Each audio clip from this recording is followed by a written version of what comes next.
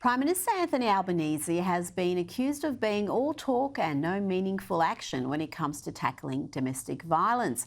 You can have all the talk fests and emergency cabinet meetings, but as criminologist Michael Salter explains, alcohol, pornography and gambling are clear accelerants to men's violence. He said, why is it the responsibility of a 13-year-old boy to change the culture around sexual violence when it's not the responsibility of an adult man earning millions of dollars a year promoting violent pornography to a teenage boy? Joining me now is Stephanie Bastian, Research Fellow at the Women's Forum Australia. We have a very well-funded activist class, Stephanie. Their impact is questionable.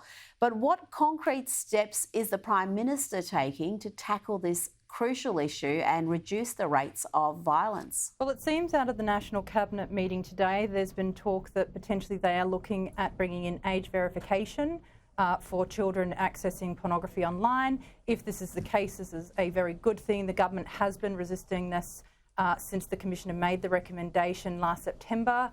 Obviously, parents are responsible for their children, should be watching what their children are doing at home, but sometimes pornography makes its way into schools and minors can't walk into sex shops. They shouldn't be able to access this content online. It's there for their protection. Other measures, putting money into support and services for women, obviously very important as well, but we have a big problem, Rita, because we have a government who can't define what a woman is. So it's all very well pouring money into domestic violence services for women when men can access them. So I think the government needs to have a look at this and address this rather urgently because it's a big problem. And having gone to many rallies, the closest I've actually been to violence from a male is at these from trans rights activists at these rallies. And these are the people that want to access our private spaces. So it's a problem that needs to be addressed. Well, what role does pornography and alcohol and gambling play in violence against women? They all play a significant role. I mean, we do have a culture of drinking in this country. Drinking should be within moderation.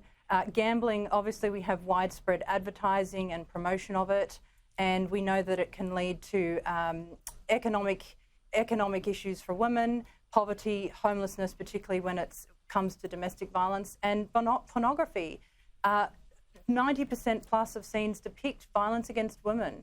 It is absolutely wrong that we should have this widespread promotion support for the sex industry. It needs to be addressed because it harms women. And while it is being normalised by adults, how can we expect children to stay away from it? So these are all cultural issues we need to address collectively instead of ignoring them and sweeping them under the carpet. Now, the UK's National Health Service, the NHS, will be forced by the Health Secretary to completely break away from much of the gender ideology they have embraced in recent years.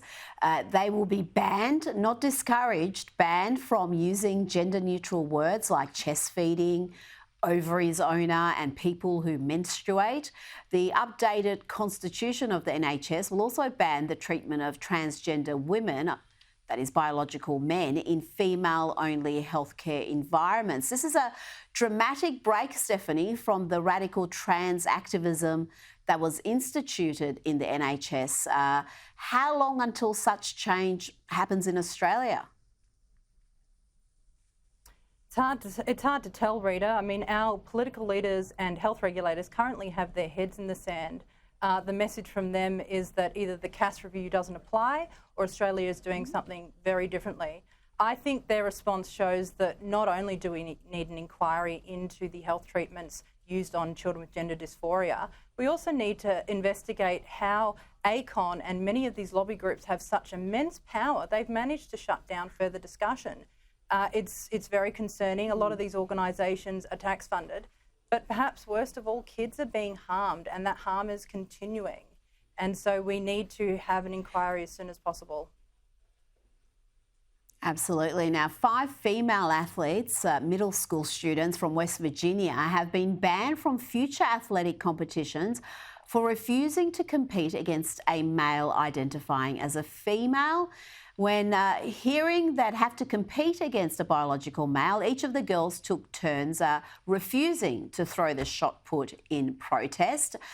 I can't believe this response, Stephanie. We have been saying it's up to female athletes to take a stand against this madness, to not tolerate the unfairness.